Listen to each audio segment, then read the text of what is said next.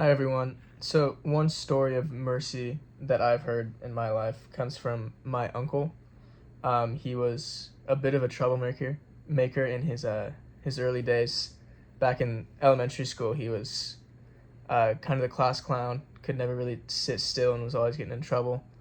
Uh, so much so that he had to redo at least one grade. I don't know which one it was, but uh, yeah, he was quite the troublemaker. And to combat this, um, his mom, my grandma, and his teacher uh, decided to allow him to, instead of interrupting class to gain attention, um, they allowed him to have a story time during class where he would tell the class a story to get out a lot of that energy and to kind of get the attention that he was craving, while also not interrupting the class and causing a disturbance for the other kids. And I think what resulted from that was him actually passing the grade and moving on in school. And now he's a doctor now, so that's uh, it wasn't like the problem of him not being smart enough for school. It was just the behavioral stuff. So I think it's a really good story of mercy from the teacher and his mom. Instead of just disciplining him, they came up with a solution that actually helped my uncle.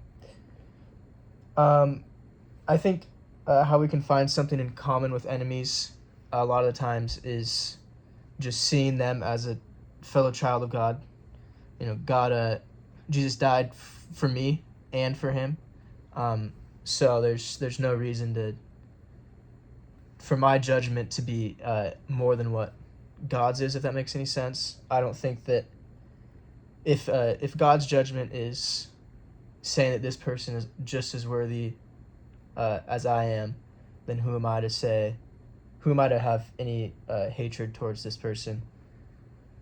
And I think one way we can find things in common with people that appear differently than us is once again just to see them as a child of God.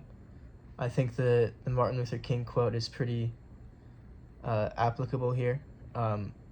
Judge people not on the color of their skin, but the content of their character. I think that really just applies anywhere.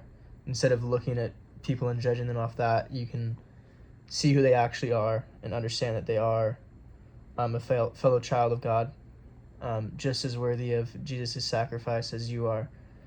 So I think seeing that can help us find something in common with everyone else. Right. Thank you for your time.